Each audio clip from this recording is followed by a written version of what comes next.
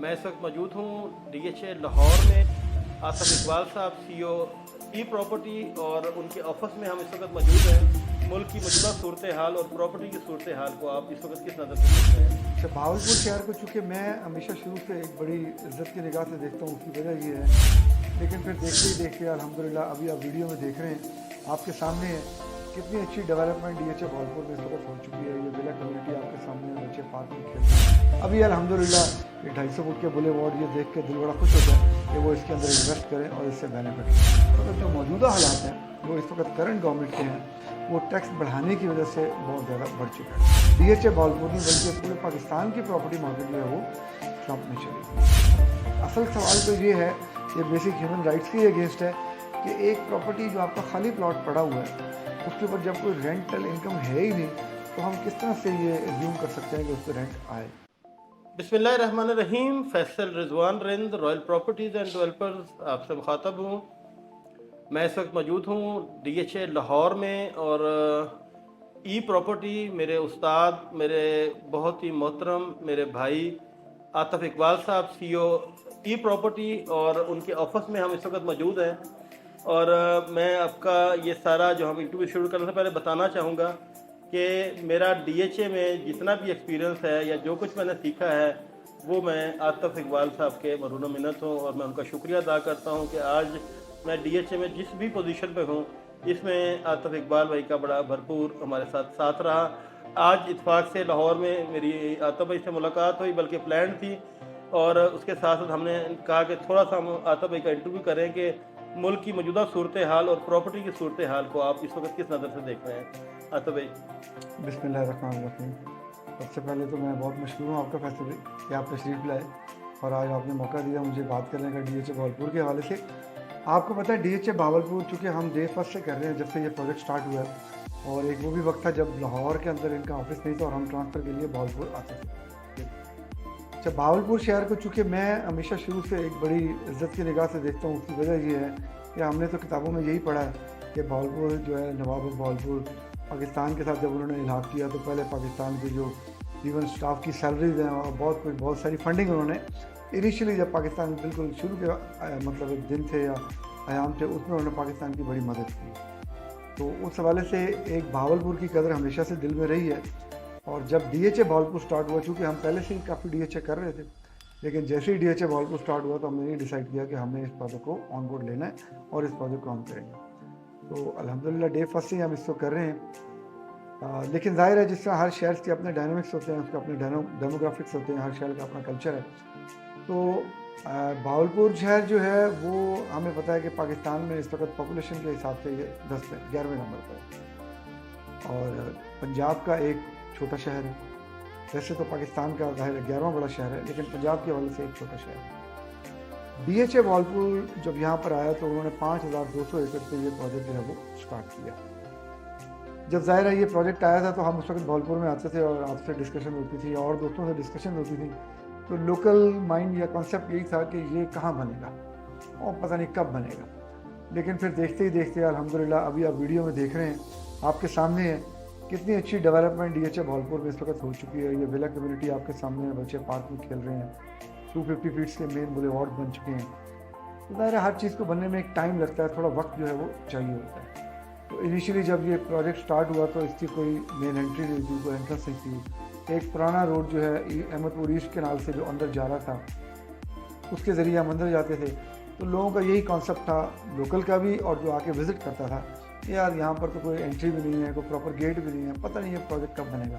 अभी अल्हम्दुलिल्लाह 250 फुट के बुले वार्ड ये देख के दिल बड़ा खुश होता है कि प्रोजेक्ट जो है वो अब अल्हम्दुलिल्लाह ऑन ग्राउंड आ चुका है और भावलपुर के लोगों के लिए एक बहुत बड़ी अपॉर्चुनिटी बन चुका है इस वक्त कि वो इसके अंदर इन्वेस्ट करें और इससे बेनिफिट लें। जहाँ तक आपका सवाल है, मैं उस पर आता हूँ कि इस वक्त जो मौजूदा हालात हैं वो इस वक्त करंट गवर्नमेंट के हैं, जिसमें कुछ ऐसे टैक्सेस का जो मतलब स्ट्रक्चर है, जो ट्रांसफ़र फी का शेड्यूल है, वो टैक्स बढ़ाने की वजह से बहुत ज़्यादा बढ़ चुका है। और एक जो अभी इन्होंने नया इंट्रोड्यूस करवाया लॉ जो कि 7E के हवाले से, ये इस वक्त पूरी मार्केट को डिस्टर्ब कर रहा है। और 7E के आने की वजह से DHA भावलपुर नहीं बल्कि पूरे पाकिस्तान की प्रॉपर्टी मार्केट जो है वो ट्रंप में चली गई। तो 7E को चूँकि डीम टैक्स कहते हैं, और डीम टैक्स ये है कि अगर आपकी प्रॉपर्टी की एग्रीगेट वैल्यू 2.5 करोड़ से बढ़ गई है, उन प्रॉपर्टीज़ के अलावा जो आपको एग्जैम्प्ट हैं, जिसमें आपका ज़ाती घर है, वो प्रेमिसेस बिजनेस की जो आपकी ज़ाती बिजनेस की है, इसके अलावा जो आपकी एग्रीकल्चर लैंड जो आप खुद कल्टीवेट कर रहे हैं, वो इसमें एग्जैम्प्ट हैं। इसके अलावा अगर आपके पास प्रॉपर्टीज़ हैं और उनकी एग्रीगेट वैल्यू जो है वो 2.5 करोड़ से बढ़ गई है, तो आपको पर एनम जो सपोज किया जाएगा कि जो प्रॉपर्टी की as per law fair market value है, उसका 20% आपकी इनकम कंसीडर की जाएगी और उसका 5% आपने टैक्स देना है या रेंटल इनकम टैक्स देना है। अब असल सवाल तो ये है, ये बेसिक ह्यूमन राइट्स के अगेंस्ट है कि एक प्रॉपर्टी जो आपका खाली प्लॉट पड़ा हुआ है, उसके ऊपर जब कोई रेंटल इनकम है ही नहीं, तो हम किस तरह से ये एज्यूम कर सकते हैं कि उस पर रेंट आए या आ रहा है। लेकिन गवर्नमेंट ने चूँकि उसको अभी इम्प्लीमेंट कर दिया है, एक्चुअली तो ये 2022 में आया था, लेकिन उस वक्त ये इम्प्लीमेंट नहीं हो सका 2022-23 के फाइनेंशियल ईयर में। अब 2023-24 के फाइनेंशियल ईयर में इस पर सख्ती कर दी गई है और अब ये कहा जा रहा है कि जी 7E की क्लियरेंस आपने इनलैंड रेवेन्यू ऑफिसर से यानी FBR से लेके आएंगे तो आपकी प्रॉपर्टी ट्रांसफ़र होगी। और ये चूँकि सेलर के ऊपर लगा हुआ है, सेलर पे इम्प्लीमेंट हुआ है, तो ऑलरेडी जो नॉन फाइलर सेलर है वो 6% पहले ही पे कर रहा है, जो कि लास्ट फाइनेंशियल ईयर में 2022-23 में वो 3% था। अच्छा भाई, मैं यहाँ पे थोड़ा सा आपसे 4% था। इसकी मैं थोड़ी सी आपसे, ये आपने भी बताया डीम टैक्स जो है ये वैल्यू ऑफ प्रॉपर्टी और उसके बाद उसका फिर 20%, थोड़ा सा अगर हम एक एक्सप्लेन कर दें कि 1 करोड़ की प्रॉपर्टी का मालिक के ऊपर क्या टैक्स लगेगा। अब इसमें बड़ा आसान है, लेट्स क्योंकि नॉर्मली इसको हम ये समझ रहे हैं कि 1 करोड़ की प्रॉपर्टी है तो उस पर 1 लाख रुपए एनुअल टैक्स देना पड़ेगा। अच्छा, वो बिल्कुल इसी तरह बनेगा, क्योंकि अगर आप इसको कैलकुलेट करें तो 1 करोड़ की प्रॉपर्टी का अगर आप 20% रेंट निकालेंगे तो वो 20 लाख रुपए बनेगा, और उसके ऊपर जब आप 5% टैक्स निकालेंगे तो वो 1 लाख रुपए बनेगा। तो इन अदर वर्ड्स, अगर आप 20% को 5 से मल्टीप्लाई करते हैं तो वो 100 बनता है। 100 मतलब 1%। तो in other words simple calculation में जो उसकी फेयर एज पर लॉ यही कहता है कि जो फेयर मार्केट वैल्यू है उसके ऊपर ये 1% यानी 20% रेंटल इनकम काउंट होगी, और उस रेंटल इनकम के ऊपर फिर 5% हमें टैक्स देना है, जो कि एक्चुअली कैलकुलेट करने में मार्केट की वैल्यू का 1% बनता है। अच्छा, अब फेयर मार्केट वैल्यू शुरू से ही मार्केट में एक मतलब है, एक मार्केट में टास्क रहा है कि किसी प्रॉपर्टी की फेयर मार्केट वैल्यू कैसे ली जाए। अच्छा, एक्चुअली तो फेयर मार्केट वैल्यू हुई है जिसमें वो ट्रांजैक्ट हो रही है, लेकिन अब एक ही सेक्टर के अंदर एक ही लाइन में एक प्लॉट एक रेट पे ट्रांजैक्ट होता है और दूसरा प्लॉट किसी दूसरे रेट पे उसकी ट्रांजैक्शन होती है। तो जनरली जो मार्केट में प्रैक्टिस फॉलो की जा रही है वो यही है कि जो उसकी FBR वैल्यू होती है हम उसके मुताबिक टैक्स पे कर देते हैं। तो अगर हम इसको एज्यूम कर लें कि अगर फेयर मार्केट वैल्यू को हम FBR वैल्यू ही कंसिडर कर लें, तो जो भी उस प्रॉपर्टी की FBR वैल्यू होगी, इन अदर वर्ड सिंपली आप उसका 1% कैलकुलेट करेंगे और वो टैक्स आपको जमा करवाना होगा। अच्छा, ये प्रॉपर्टी को बेचने की सूरत में नहीं है। लोगों के जहन में बहुत सारा ये है कि जब हम ये बेचने जाएंगे तब हमने देना है। एक्चुअली इस तरह नहीं है, ये अब एक किस्म का एनुअल टैक्स है जो आप प्रॉपर्टी अगर नहीं भी बेच रहे तो हर साल अपने जो आपने टैक्स रिटर्न जमा करवानी है उस वक्त आपका ये कैलकुलेट होगा। वो प्रॉपर्टीज़ जो आपकी एग्जैम्प्ट हैं उनके अलावा वो प्रॉपर्टीज़ जिनकी एग्रीगेट वैल्यू 2.5 करोड़ से प्लस हो जाएगी तो फिर आपको उस पर ये टैक्स देना पड़ेगा। लेकिन चूँकि अभी हमारा सब्जेक्ट इस वक्त प्रॉपर्टी से रिलेटेड सेल परचेज के हवाले से है तो हम उसी को अपना मौजू बनाएंगे। और चूँकि जब आप DHA भावलपुर में एक प्रॉपर्टी बेचने जाएंगे तो अल्टीमेटली ज़ाहिर है DHA भावलपुर एक ट्रांसफरिंग अथॉरिटी है और उनको FBR की तरफ से नोटिस आ चुके हैं, तमाम DHAs को चले गए हैं कि आपने 7E की क्लियरेंस के बगैर प्लॉट को ट्रांसफ़र नहीं करना। जैसे FBR लिए बगैर DHA ट्रांसफ़र नहीं करता, जो 236K या 236C होता है। इसी तरह स्टैम्प ड्यूटी जो प्रोविंशियल गवर्नमेंट का टैक्स है वो लिए बगैर ट्रांसफ़र नहीं होती। हालांकि ये DHA के टैक्सेस नहीं हैं, लेकिन जो भी ट्रांसफरिंग अथॉरिटीज़ हैं उनको जो हायर अथॉरिटीज़ हैं, फेडरल बोर्ड ऑफ रेवेन्यू जो है हमारी टैक्स कलेक्शन अथॉरिटी, और जो पंजाब गवर्नमेंट की अथॉरिटी है BOR जिसको हम बोर्ड ऑफ रेवेन्यू कहते हैं, जो लोकल पंजाब गवर्नमेंट की है, वो स्टैम्प ड्यूटी कलेक्ट करती है। तो उन्होंने पाबंद किया हुआ है DHAs को और तमाम जो भी ट्रांसफरिंग अथॉरिटीज़ हैं कि आपने ये टैक्सेस लिए बगैर इनको ट्रांसफ़र नहीं करना। अब चूँकि 7E भी आ गया है तो अल्टीमेटली 7E का नोटिफिकेशन भी तमाम ट्रांसफरिंग अथॉरिटीज़ को चला गया है कि आपने 7E की क्लियरेंस लिए बगैर प्रॉपर्टी को ट्रांसफ़र नहीं करना। अब लोग हम ये समझ रहे हैं ज़्यादातर अभी तक मार्केट में परसेप्शन ये है कि जब बेचने जाएंगे तो ये तब पे होगा, हालांकि ऐसा नहीं है। एक्चुअली आपको हर साल अब ये पे करना है, चाहे आप अपनी प्रॉपर्टी बेच रहे हैं या नहीं बेच रहे हैं। लेकिन हमारा केस चूँकि इंडिविजुअली उस प्रॉपर्टी से रिलेटेड होना है, जो हमारे पास पर्टिकुलरली बंदा सेलर आया बेचने के लिए, जब हम DHA भावलपुर में ट्रांसफ़र के लिए जाएंगे तो DHA भावलपुर हमें कहेगा कि इस प्लॉट का आप 7E क्लियरेंस सर्टिफिकेट FBR से लेके आए। अब जब वो शख्स FBR से लेने के लिए जाएगा तो वहाँ पर फिर FBR वाले दायरे उनको बताएंगे कि इस प्रॉपर्टी को तो आप अभी बेच रहे हैं, लेकिन उसके अलावा ये प्रॉपर्टीज़ आपके पास हैं जो कि एग्जेम्पशन से बाहर हैं और उनकी एग्रीगेट वैल्यू टोटल वैल्यू जो है वो 2.5 करोड़ से ऊपर बनती है, तो आपको इनका टैक्स देना है, जो कि एक्चुअली आपको रिटर्न के वक्त जमा करवाना था 2022 की जो आपने रिटर्न जमा करवाई, लेकिन आपने जमा नहीं करवाया।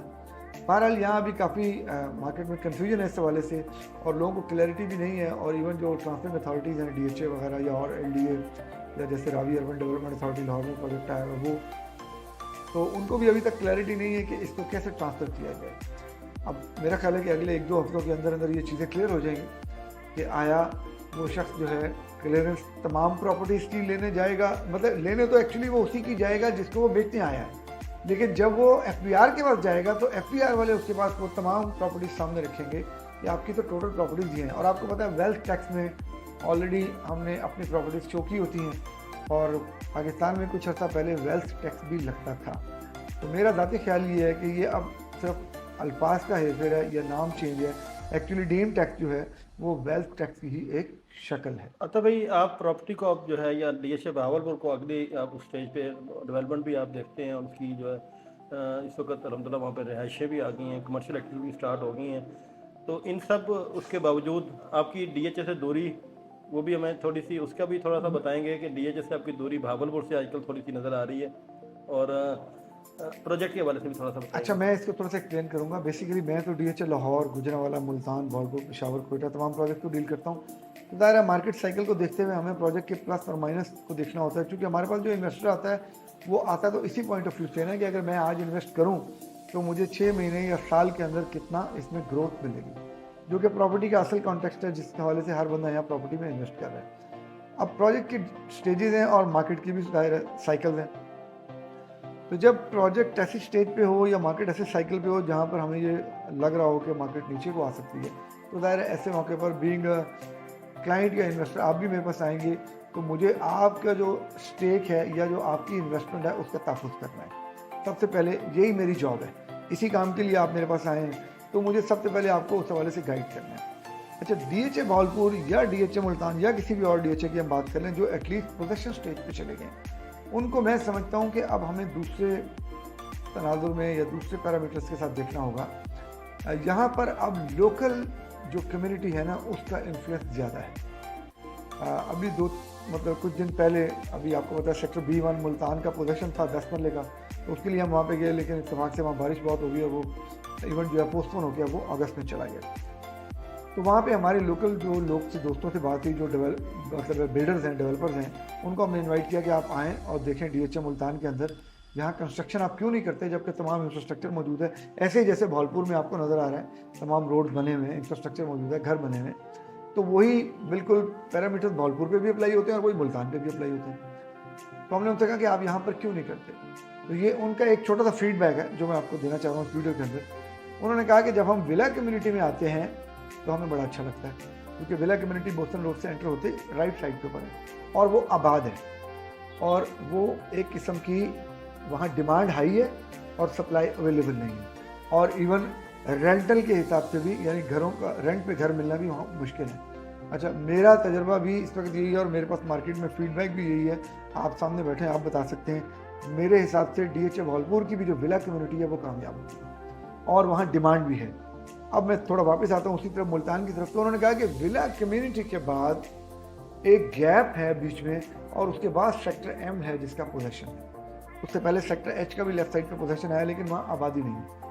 अब उन दोस्तों की राय ये थी कि अगर DHA भावलपुर इसको इस तरह से लेकर चलता कि विला कम्युनिटी के फ़ौरन साथ एडजस्टेंट जो एरिया है उसका पोजेशन देता और इसी तरह साथ साथ पोजेशन देता, आगे चलता जाता, और लोग अपने घर बनाते चले जाते और आबादी के साथ आबादी चलती जाती है।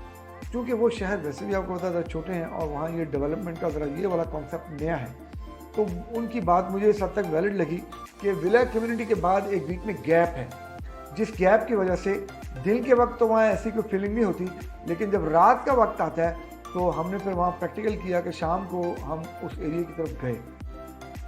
मुल्तान निकलने से पहले हमने वहाँ शाम की यानी मगरिब का टाइम हमने गुजारा और उसके बाद हमने वहाँ से ट्रैवल लिया। बोसन रोड से हम एंटर हुए तो हमने देखा राइट और लेफ़्ट इस तरफ विला कम्युनिटी है राइट पे और लेफ़्ट साइड पे अस्करी है उनका।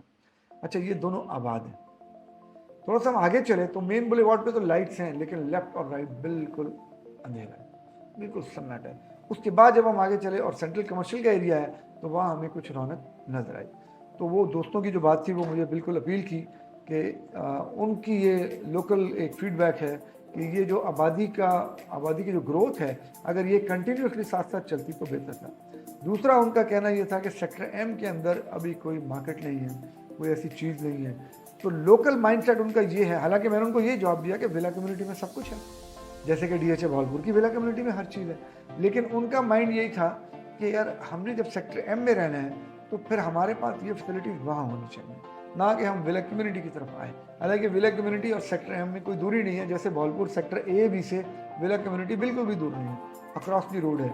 लेकिन मेरा ख्याल ये है कि DHA भावलपुर के अंदर भी जो अभी घर बन रहे हैं सेक्टर A और B में, वहाँ लोगों के जहन में भी अभी यही बात है कि इस पर्टिकुलर सेक्टर के अंदर अभी कोई कमर्शियल एक्टिविटी नहीं है और हमें निकल के विला कम्युनिटी की तरफ जाना पड़ता है। बात मैंने इसकी थोड़ी सी लंबी की और ये फीडबैक दिया है कि ये मैनेजमेंट तक ही पहुँची और हम, क्योंकि हमने मुल्तान में भी उनको मैनेजमेंट तक की बात पहुँचाई है कि इन सेक्टर्स के अंदर भी कोई ना कोई कमर्शियल एक्टिविटी जो है वो लाई है 2 मरला सेक्टर शॉप में। और भावलपुर के हवाले से भी मैं यही कहूँगा कि अगर भावलपुर की मैनेजमेंट भी इसको कंसिडर करे और सेक्टर A और B में जहाँ ऑलरेडी अब आबादी आ चुकी है वहाँ सेक्टर शॉप के अंदर कोई ना कोई एक्टिविटी जो है वो लेके आई है। क्योंकि रात के वक्त आपके सेक्टर A में भी आपने खुद फील किया होगा, आपकी रिहाइश चुके आपने बताया कि वहाँ आ चुकी है, तो रात के वक्त आप भी ये फील करते होंगे कि जाहिर है एक गैप है बीच में, क्योंकि घर के साथ घर अभी नहीं मिला हुआ, तो थोड़ी सी ऐसी फीलिंग आती है।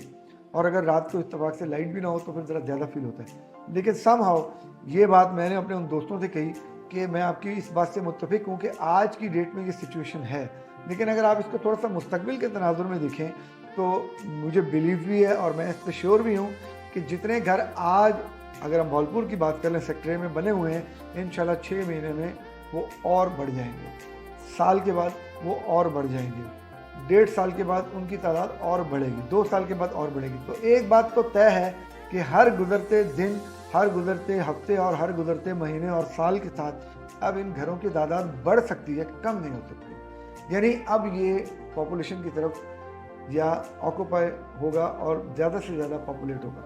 और मेरा ख्याल है कि जैसे ज़्यादा से ज़्यादा ये पॉपुलेट होगा, यहाँ रेट इम्प्रूव करेंगे। इस सिलसिले में हमारी डिस्कशन पहले भी कई दफ़ा होती रही है कि DHA भावलपुर में A, B और C वही फोकस करना चाहिए और लोकल कम्युनिटी को भी उसी के अंदर अपने प्लॉट्स लेकर अपने घरों को शुरू करना चाहिए।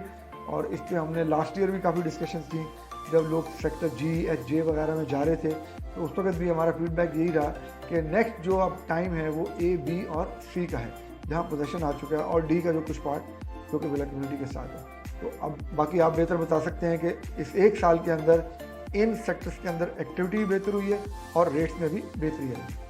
Thank you very much Atif भाई, आपकी मुफीद मशवरे हमेशा हमारे लिए बड़े कारआमद होते हैं। और आज का ये डिटेल इंटरव्यू जो है इस वक्त के जो मार्केट के जो लोग डिप्रेशन में हैं उनके लिए भी बड़ी कारआमद होंगी, चीज़ें थोड़ी सी क्लियर हुई हैं। तो इंशाल्लाह वक्तन फ़क्तन आपसे हम इस तरह के मज़ीद आपकी मुफीद मशवरे लेते रहेंगे।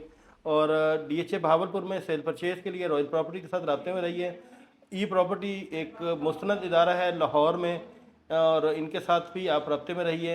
ये वो लोग हैं जिन्होंने DHA भावलपुर की बुनियादें रखी थी। इंशाल्लाह अच्छे वक्त के साथ हम दोबारा मिलेंगे। आप सबका शुक्रिया ये वीडियो देखने का। अल्लाह ताला आप सबको अपने हिफ्ज़-ओ-मान में रखे। अल्लाह हाफ़िज़। अल्लाह हाफ़िज़।